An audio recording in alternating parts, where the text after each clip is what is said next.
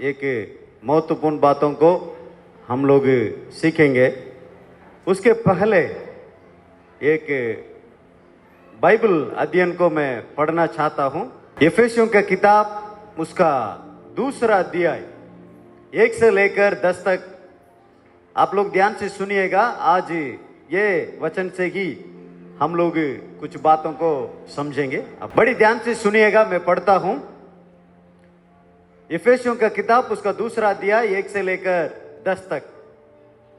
उसने तुम्हें भी जिलाया जो अपने अपराधों और पापों के कारण मरे हुए थे, जिनमें तुम पहले इस संसार की रीति पर और आकाश के अधिकार के हाकिम अर्थात उस आत्मा के अनुसार चलते थे जो अब भी आज्ञा ना मानने वालों में कार्य करता है। इनमें हम भी सबके सब पहले अपने शरीर के लालसाओं में दिन बिताते थे और शरीर और मन की इच्छाएं पूरी करते थे और अन्य लोगों के समान स्वभाव ही से क्रोध की संतान थे। परंतु परमेश्वर ने जो दया का धनी है, अपने उस बड़े प्रेम के कारण जिससे उसने हमसे प्रेम किया, जब हम अपराधों के कारण मरे हुए थे तो हमें मसीह के साथ जिलाया।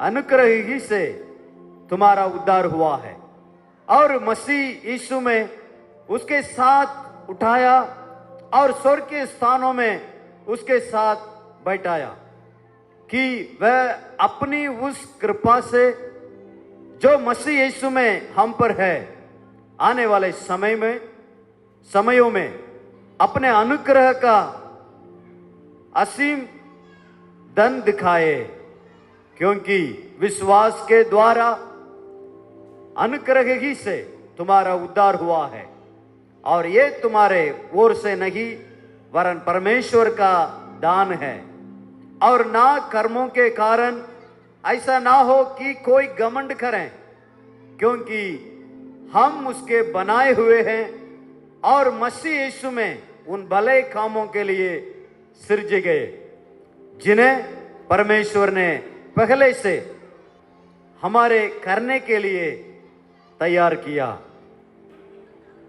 उद्धार, सैल्वेशन, हमारा उद्धार कैसे हुआ है? उद्धार माने क्या है? हमें किस बातों से परमेश्वर उद्धार किया? उद्धार का उद्देश्य क्या है? ये सारी बातों को आज ये 10 वचनों से हम समझने जा रहे हैं।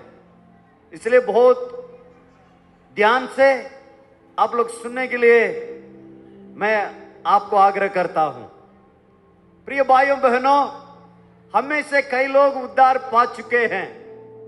इसका मतलब है उसका जो प्रकटीकरण, जो बपतिस्मा ले चुके हैं। कितने लोग बपतिस्मा ले चुके हैं? हाथ उठा सकते हैं? धन्यवाद, हाथ नीचे करिएगा। अच्छा हुआ जो आप लोग हाथ उठाए हैं, बपतिस्मा लिए हैं। इसलिए लिया जो उद्धार पाए थे। उद्धार पाने का जो प्रकटीकरण है, आप बपतिस्मा लिया। आप में से कई लोग बपतिस्मा नहीं लिए हैं, कोई बात नहीं, लेकिन हमारा जीवन में जो उद्धार है वो कितना महत्वपूर्ण है और कितना बड़ा है और कैसे हुआ है या कैसे होता है, वो सारी चीजों को ये वचन के द्वारा, कुछ लघुनाटी के द्वारा, भैया लोगों को इस्तेमाल करके आपको बताना चाहता हूं। इब्रानियों उसका 2 अध्याय उसका 3 और 4 में लिखा है, बहुत बड़ा उद्धार है। ये उद्धार कैसा है? कैसा है? बहुत बड़ा उद्धार है। इसका मतलब है, अगर आपसे कोई पूछ रहे हैं, भैया आपका जीवन में बहुत बड़ा काम क्या हुआ है, अगर आपका जीवन में बहुत बड़ा अद्भुत काम क्या हुआ है, ऐसा अगर पूछेंगे, आपका जवाब यह होना चाहिए, मेरा जीवन में मैं उद्धार पाया हूं। Hallelujah, hallelujah. जो उद्धार का जो शब्द है, जो छुटकारा, हमारे लिए हर एक के लिए नाम है। मेरा नाम जॉन, ऐसा हर एक के लिए एक एक नाम दिया गया, लेकिन कई लोग हम बता नहीं सकते हैं मेरा नाम का अर्थ क्या है। लेकिन यीशु मसीह का अर्थ यह है उद्धार करने वाला, पापों से उद्धार करने वाला। वो उद्धार कैसे होता है, किस बातों से, कैसे स्थिति में हम उद्धार के रास्ते में या उद्धार का अनुभव में हम आते हैं बोलकर पौलुस के द्वारा परमेश्वर ने ये पाठ में लिखे रखा है। उसमें हम पढ़ते हैं, उसने तुम्हें भी जिलाया। उसने कौन है? उसने कौन है? परमेश्वर। परमेश्वर तुम्हें भी जिलाया, और लिखा है जो अपने अपराधों और पापों के कारण मरे हुए थे। वचन के अनुसार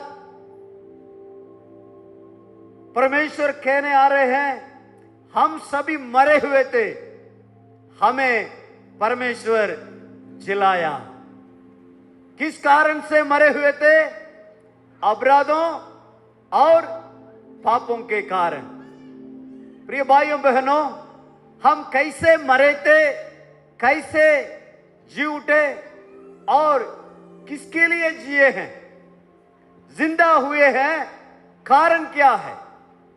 वो तीन बातों को आज आप लोगों के सामने मैं बताना चाहता हूं। हमारा परमेश्वर त्रिएक परमेश्वर है, पिता, पुत्र यीशु मसीह और पवित्र आत्मा। जो अंतिम आशीष वचन बोलते हैं, उसमें हम हर बार ये तीनों को नाम लेकर हम इस्तेमाल करते हैं।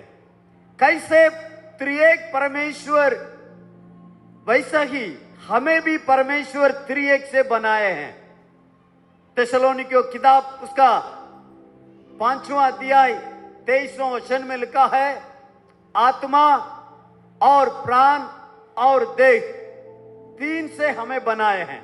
देखिए, बाइबल के अनुसार हम हर एक जो संसार में जितनी मानव जाति है, मनुष्य है, चाहे औरत हो चाहे आदमी हो, परमेश्वर त्रिएक में बनाए हैं। उसमें जो पहला आत्मा और प्राण और देह है। अभी ये भैया का नाम है रोमियो, रोमियो है ना? हाँ, जो रोमियो का प्राण, ये जो रोमियो के बारे में ही आज ही हम सीख रहे हैं। इसका मतलब है अपने नाम ले लीजिए उसमें। मेरा नाम जॉन है, मेरे लिए भी प्राण है और आत्मा है और देह माने शरीर है। ठीक है? अभी देखिए, जो प्राण है सच्चा मनुष्य है, जो आप सोच रहे हैं, जो आपका भावना है, जो आपका क्रिया है, ये सभी का जो स्रोत है वो है प्राण। इसका मतलब है यह है रोमियो है, सच्चा मनुष्य है, जो दिखाई नहीं देता है बाहर। बाहर है देह है, रोमियो का देह है और रोमियो का आत्मा है। वचन के अनुसार, वचन में लिखा है, हम अपराधों और पापों के कारण मरे हुए थे। क्या मरा है? हम तो जिंदा है ना, सारे दुनिया के जितने हैं सब जिंदा है। लेकिन वचन कहता है अपराधों और पापों के कारण तुम मरे थे, लेकिन परमेश्वर ने आपको जिलाया है। प्रिय भाइयों बहनों, जो रोमियो, अगर हम जब दुनिया में मरेंगे, ये प्राण और आत्मा दिखाई नहीं देता है, देह ही दिखाई देता है। लेकिन जब हम मरेंगे, जो ये मिट्टी है, ये शरीर को गाड़ा दिया जाएगा, या तो आग में डालेंगे या तो पानी में, कैसे भी वो नाश होने वाला चीजें वो नाश हो जाएगी। लेकिन जो प्राण, जो सच्चा मनुष्य है, यही स्वर्ग या नरक जाएगा। आप लोग बड़ी ध्यान से सुनिएगा, बहुत महत्वपूर्ण बातों को मैं समझाने जा रहा हूं। प्रिय भाइयों बहनों, जो रोमियो, सच्चा रोमियो यही है। अभी मैं जिंदा हूं, बात कर रहा हूं, देख रहा हूं, बोल रहा हूं, सोच रहा हूं, चल रहा हूं, हाथ उठा रहा हूं, लेकिन जब मेरा प्राण चले जाएगा, कोई फायदा है? आंख तो रहेगा लेकिन देख नहीं सकता है, हाथ रहेगा लेकिन उसको हिला नहीं सकते हैं, मुंह रहेगा लेकिन बोल नहीं सकते हैं, क्योंकि मेरा प्राण चला गया। हाँ प्रियो, ये संसार में रखने के लिए दिया हुआ घर है। दे क्या है? ये संसार में देखने के लिए, बोलने के लिए, खाने के लिए, काम करने के लिए दिया हुआ एक देह है। प्रिय भाइयों बहनों, आप लोग समझना, वहां लिखा है अपराधों और पापों के कारण मरे थे। क्या मरा है मालूम है? जब आदम और हवा को परमेश्वर ने आज्ञा दिया, आदम जब ये फल, भले या बुरे ज्ञान का फल को तुम खाओगे, उसी दिन तुम बोलिए मरोगे, मर जाएंगे। लेकिन जब वो फल तोड़ के खाया और पति को दिया, मरे थे? मरे थे? नहीं मरे। फिर क्यों परमेश्वर ऐसा बोला? क्या मरा? मरा है आत्मा। बैठ जाइएगा। क्या मरा है? अभी रोमियो का आत्मा मरा है, रोमियो का देह है और प्राण है। प्रिय भाइयों बहनों, ये रोमियो का जो आत्मा है क्यों मरा है? इसलिए मरा अपराधों और पापों के कारण। ये अपराध और पाप क्या कह जाता है? क्या पाप किया, क्या अपराध किया?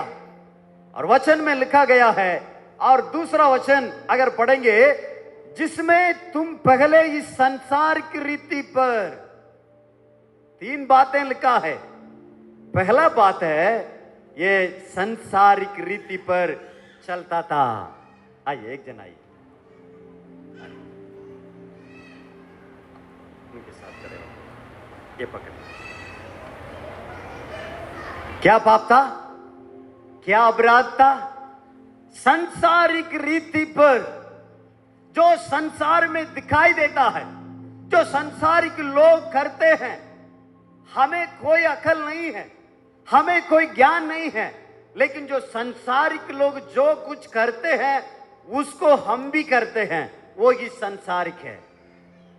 यह लिखा है संसार की आदि शिक्षा। इसका मतलब है संसार बोलता है ये दिन अच्छा नहीं है, परिवार में शादी होना है, बच्चा का शादी होना है। लोग आकर बोलते हैं भैया ये दिन में नहीं रखना, ये अच्छा दिन नहीं है।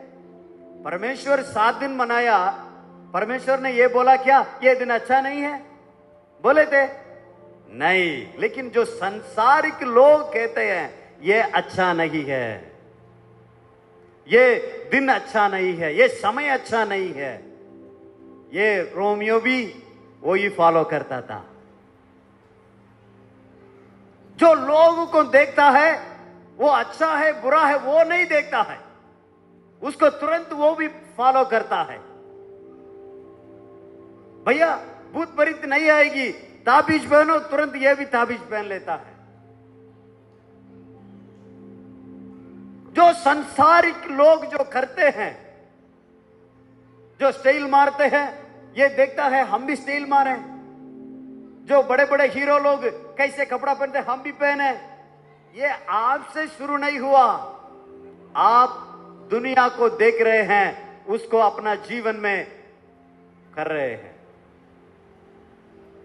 वो अच्छा है, अच्छी बात तो ठीक है, लेकिन वो अच्छा नहीं है, उसको कर रहे हैं। और संसार की महानता बढ़ावा, मैं कौन हूं माले, मैं कितना धनवान हूं, मेरे पास कितना पैसा है मालूम है, मैं कितना पढ़ाई किया हूं मालूम है, मैं कौन जाति का हूं मालूम है।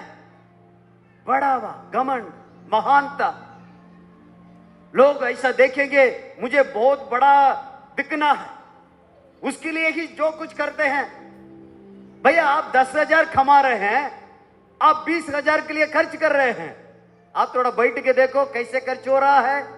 आप आपके पैसा के अनुसार जीना नहीं चाहते हैं, दूसरे के समान संसारिक लोगों को देकर आप जीना चाहते हैं। क्यों? लोग समझें मैं बड़ा हूं।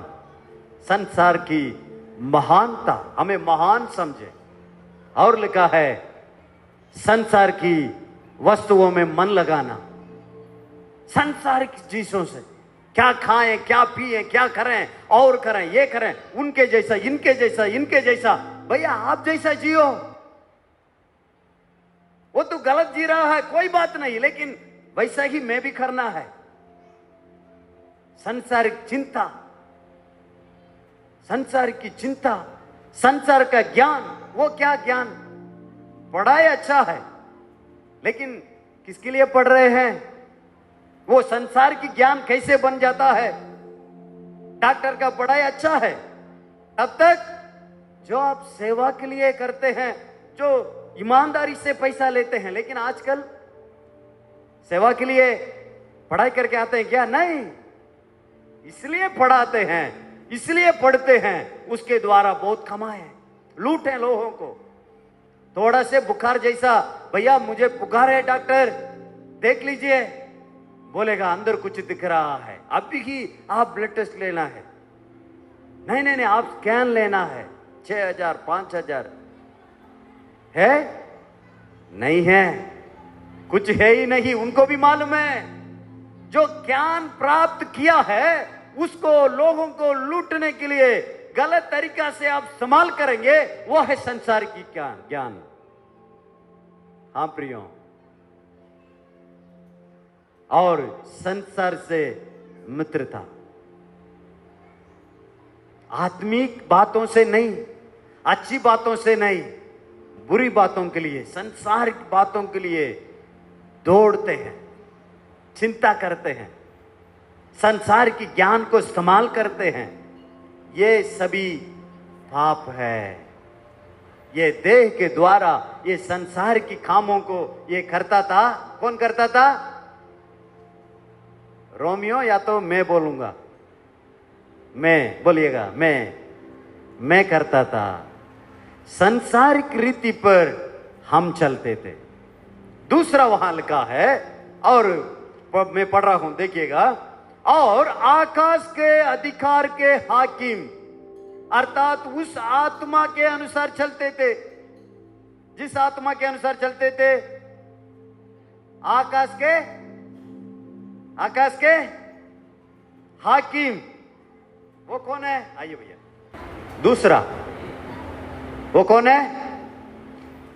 ये नहीं, ये तो बहुत अच्छा लड़का है।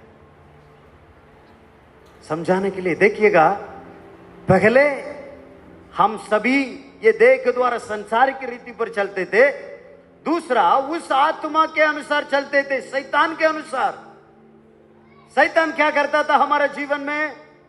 आज्ञा को नहीं मानो, पहले वो ही करता है। आदम और हवा जो फल तोड़ते थे, कैसे तोड़ते थे? शैतान ने सर्प के रूप में आया और बात करने लगा। अरे हवा, ये फल को खाने के लिए मना क्या?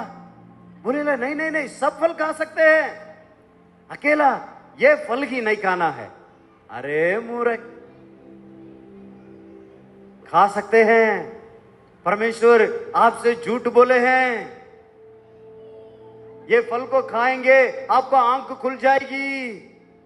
हमारा दोस्त लोग भी ऐसा रहते हैं, अरे दारू पी लो, गुटखा खाओ, बीड़ी पी लो, कोई बुरा नहीं है। कहां लिखा है? बुझते है ना, आप समझ लो, वो नहीं बोल रहा है, दोस्त नहीं बोल रहा है। जो गलत काम करने के लिए जो कोई कहता है वो नहीं कह रहा है, जो उनके द्वारा शैतान आज से बात कर रहा है, क्योंकि उनका एक बात चाहिए, परमेश्वर का आज्ञा को आप उल्लंघन करना, बस। दूसरा क्या करता है, पहले ही हम देखे थे, घमंड। क्या करते थे? घमंड करने के लिए शैतान उस्काता है, अरे रोमियो तुम तो बहुत बड़े हो, तुम तो बहुत पढ़े लिखे हो, तुम तो बहुत पैसा रखे हो, तुम क्या करो? घमंड करो। प्रिय भाइयों बहनों, शैतान को मालूम है जो घमंड करने वालों को परमेश्वर विरोध करता है। किसको विरोध करता है? अरे तुम जन्म लिया, आप पाला गया, पोसा गया, सब कुछ परमेश्वर ही करता है, परमेश्वर ही आपको संभाला है, लेकिन आप कह रहे हैं मैं अपने बल से, अपने शक्ति से, अपने ज्ञान से ये प्राप्त किया हूं। जब आप बोलेंगे, आपको विरोध करने के लिए कौन आएगा? कौन विरोध करेगा? परमेश्वर विरोध करेगा। क्यों? अरे सब कुछ मेरा है, तुम कह रहे हो मैं हूं। इसलिए शैतान घमंड करने के लिए उसकाता है। और लिखा है रुपया का लोभ, पैसा पैसा पैसा पैसा। पैसा रखना गलत नहीं है प्रियो, कमाना गलत नहीं है, खर्च करना गलत नहीं है, आप जोड़ के रख रहे हैं गलत नहीं है, सेविंग करते हैं, लेकिन गलत वहां शुरू होता है जो लोभ। यगदस को शैतान उसका रहा है, बस सुनो, आप यीशु मसीह के साथ 3.5 साल रहे, कुछ कमा पाया? नहीं पाया। ये काम करो, वे लोग खोज रहे हैं कब यीशु मसीह को मार डालें, आप ये काम करो, 30 सिक्का मिलेगा। कितना मिलेगा? कितना मिलेगा? 30 सिक्का मिलेगा, पकड़वा दो, लिखा है वचन में। शैतान ने उसकाया, तुरंत आया, 30 सिक्का मिलेगा मुझे, दौड़ के गया, यीशु मसीह को पकड़वा दिया। शैतान का काम वही है, कोई तकलीफ नहीं होना है, कोई दिक्कत नहीं होना है, जीवन में हमेशा आरामदायक जीवन। कौन कहता है? शैतान कहता है। अरे कुछ गलती हो गया, मानना नहीं, झूठ बोल दो, अगर आप मानेंगे कुछ दंड दे देंगे, आप झूठ बोलेंगे उसमें से बच जाएंगे। ये पूरा काम शैतान करता है और विश्वास करने से रोकता है। कितना भी प्रभु के बारे में बोलो, कोई असर नहीं पड़ेगी। भैया अच्छा जीवन जियो, कोई असर नहीं। क्यों? लिखा है मन की आंखों को बंद करके रखा है। कौन? कौन रखा? कौन रखा है? बोलिए, कौन रखा है? हाँ, क्योंकि उनका काम ही वही है।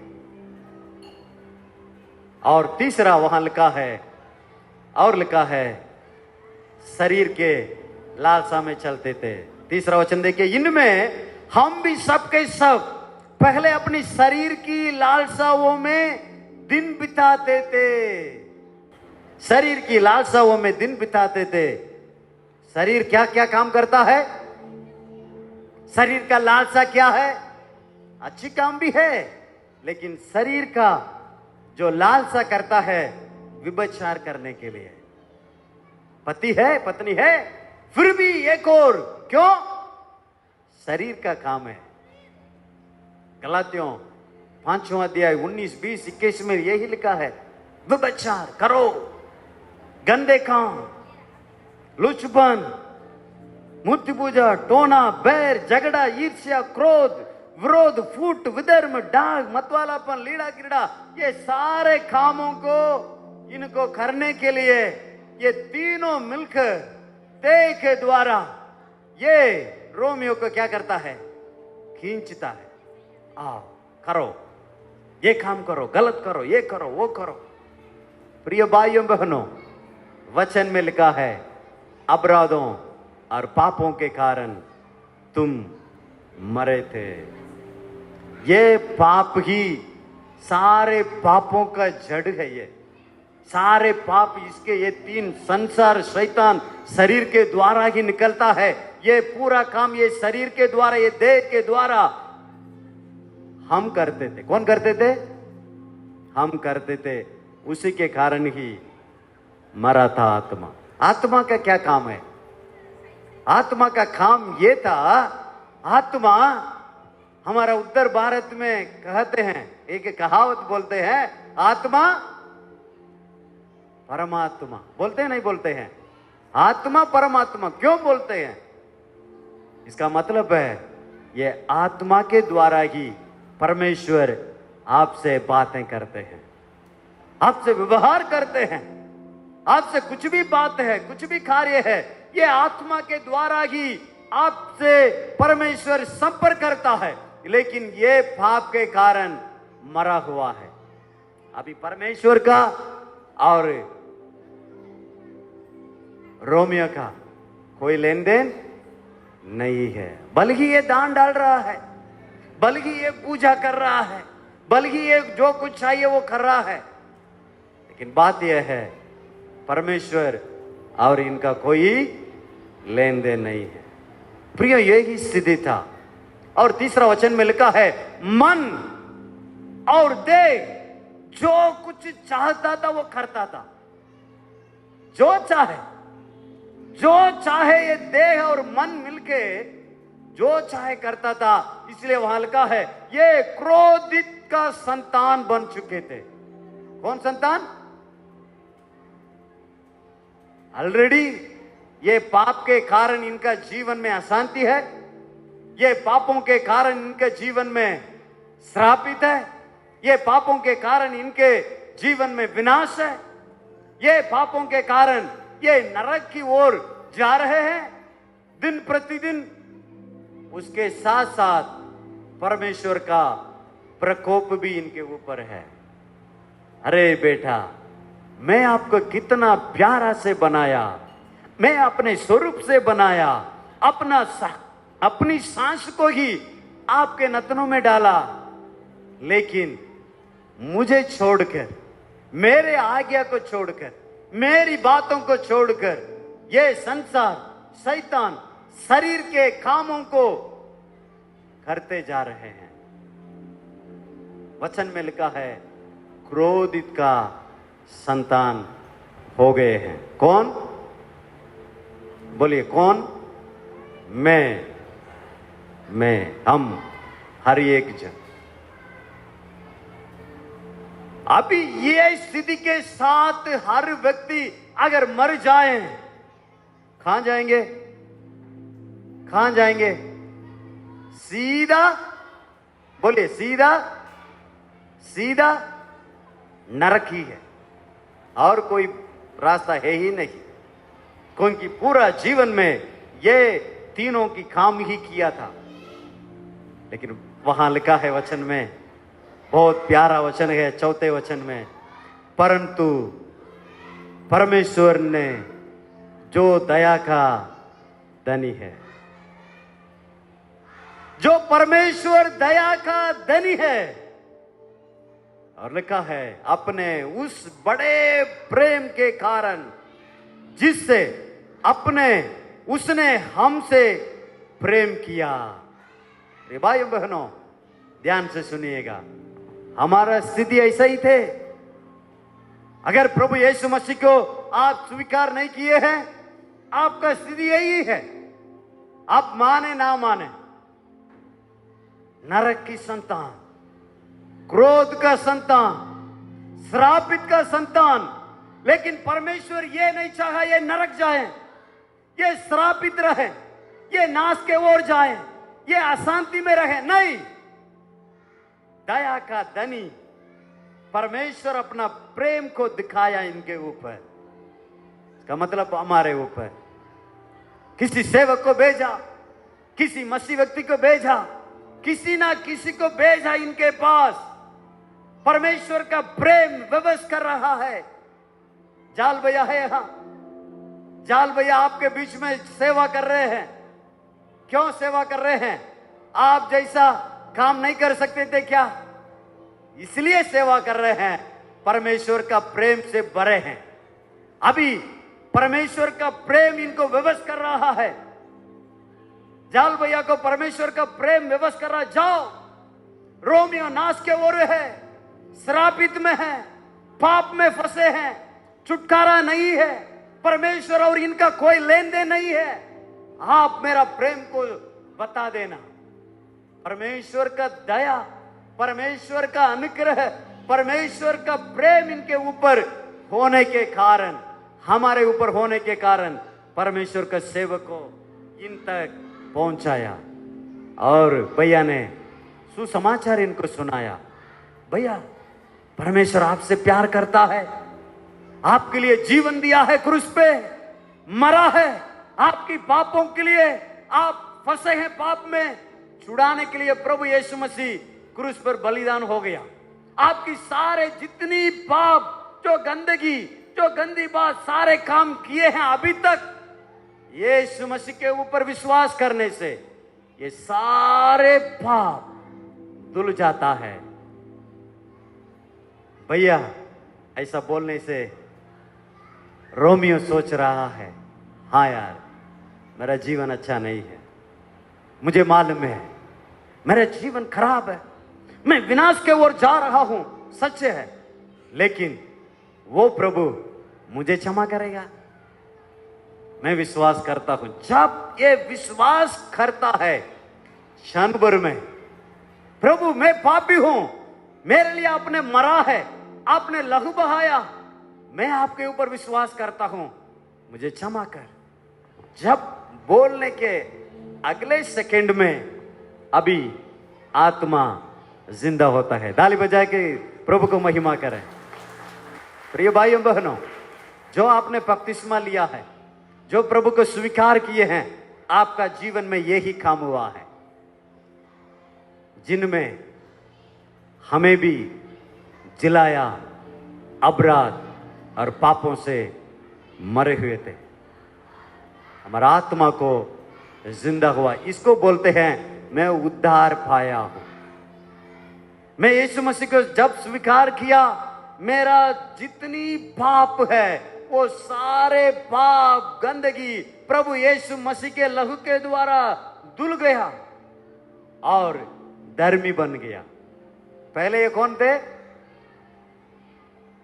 अपराध और पाप और गुनाहें था, लेकिन अभी ये काम होने के समय, प्रभु का सुसमाचार को स्वीकार करने के समय, इनकी सारे पाप धुल गया, अभी ये धर्मी बन गया। हालेलुया! हम धर्मी बन गए हैं, हम अभी पापी नहीं है।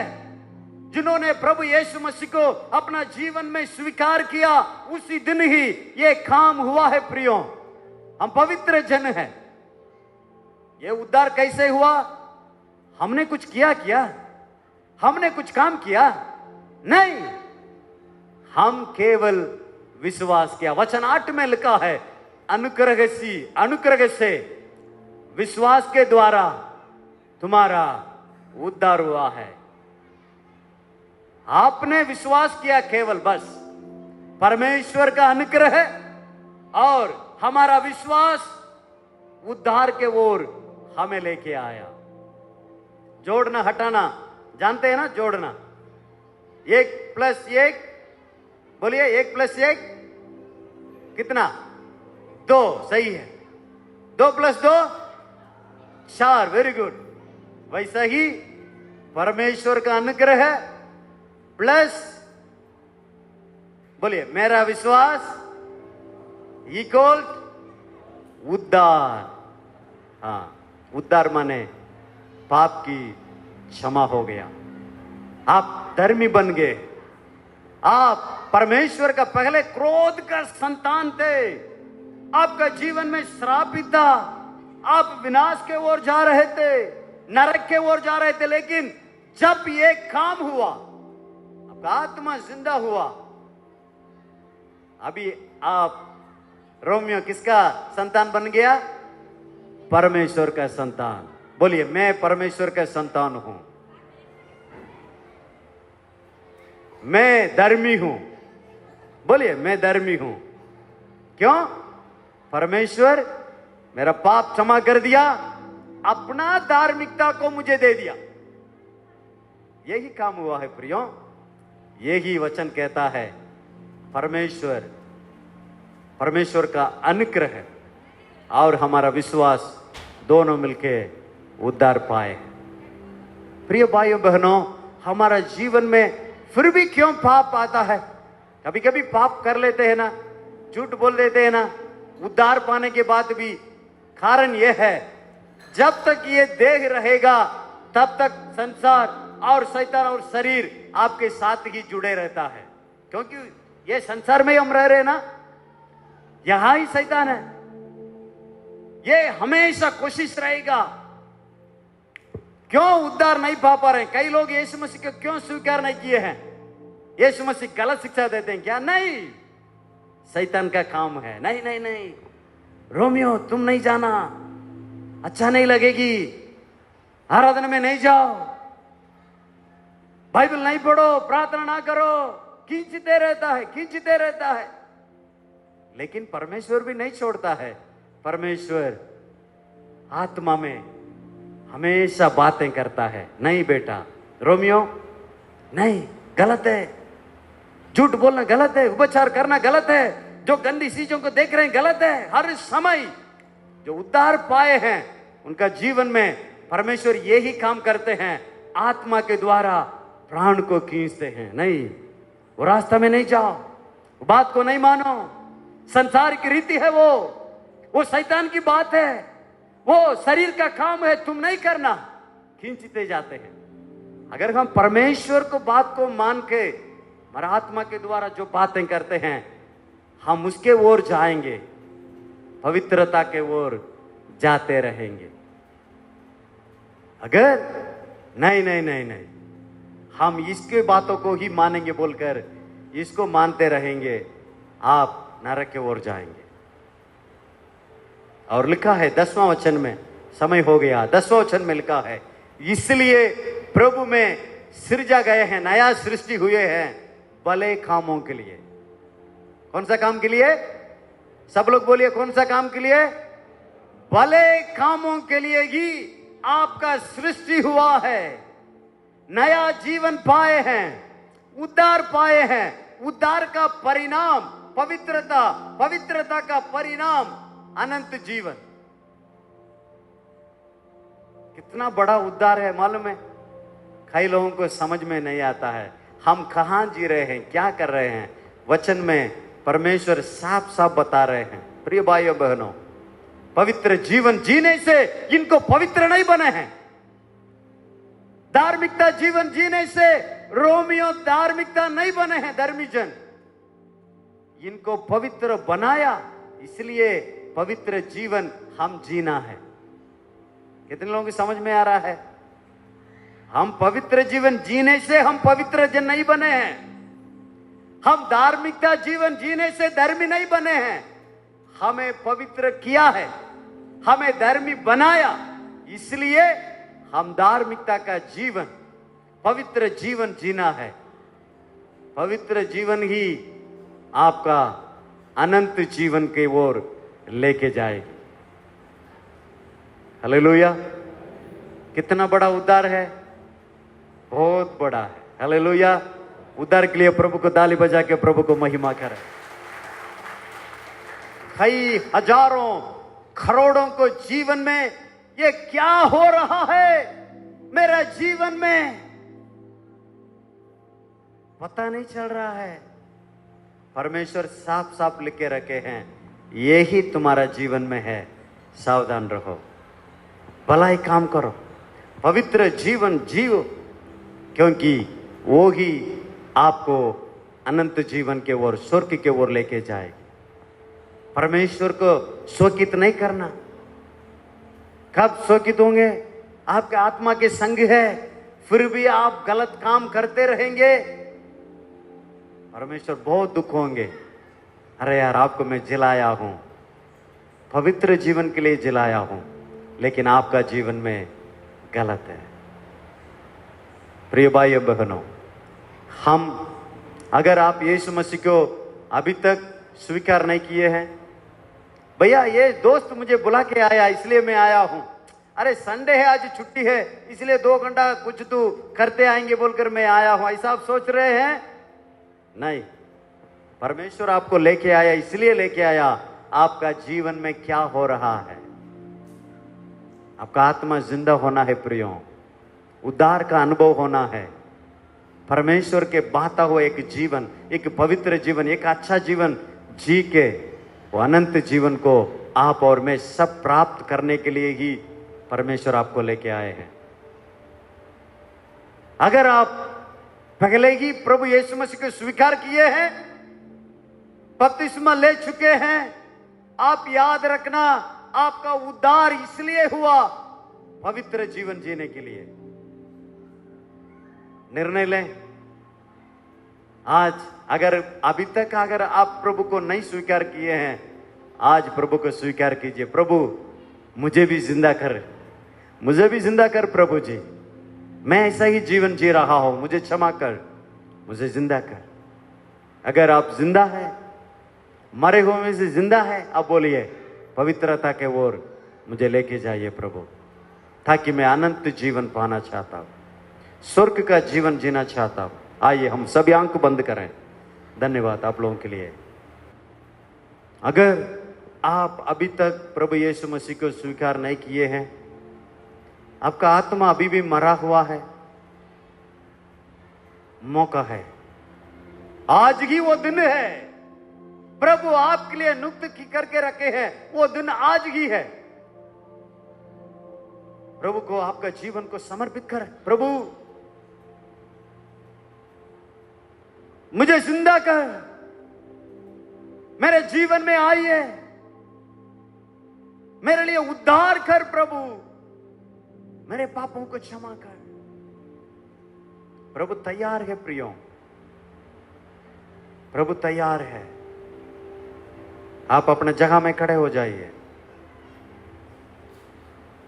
पवित्र जीवन जीना चाहते हैं, उद्धार पा चुके हैं, लेकिन फिर भी मैं पाप में फंसा हूं, पाप में गिर रहा हूं, लेकिन आज प्रभु के लिए अपना जीवन को पुनः समर्पित करिए।